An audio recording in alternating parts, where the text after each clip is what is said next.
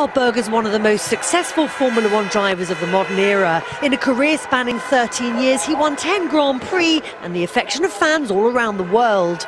Berger finally hung up his helmet in 1997, but those years of racing experience were put to good use as motorsport director for BMW. After 20 years in Formula One, he finally decided to take some time out with his family. I felt that I need a break. But I also felt that my life is motorsport and one day I'm going to be back in motorsport. I didn't know when, immediately, a bit later. I just thought I have to go home, I have to sort out a few things at home. Because at one stage I was sitting in dinner and my wife was translating things what my children told me because they couldn't speak my language. And it just was Portuguese and I didn't speak Portuguese, so my wife was translating the whole time. I said, there's something wrong here.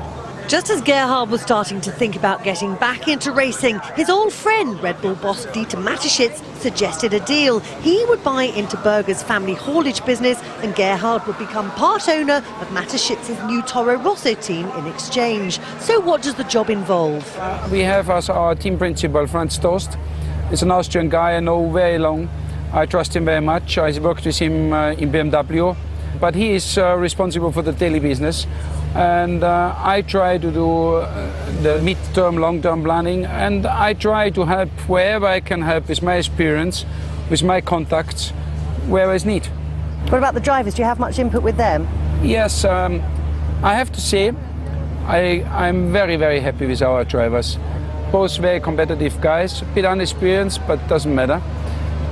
When I've been in this stage, I didn't want to listen to any old racing driver. I thought I have my own idea. So I'm very careful what I tell them because I don't want to be a pain in the ass and just tell them every day what I think they should do. Scott clearly has his opinions on older racing drivers, as we discovered in Australia. He's got a reputation for being a bit arrogant. Is that true? Well, yes, but I like it.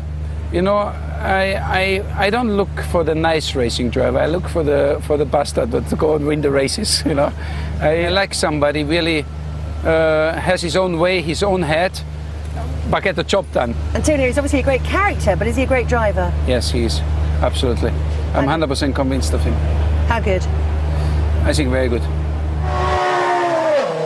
We did a hell of a step already from where Minardi was coming to where we are now. But again, you know, when I go on the starting grid back, I don't like it, you know. I always say even the girls look bad in the back, you know, so I like to go to the front.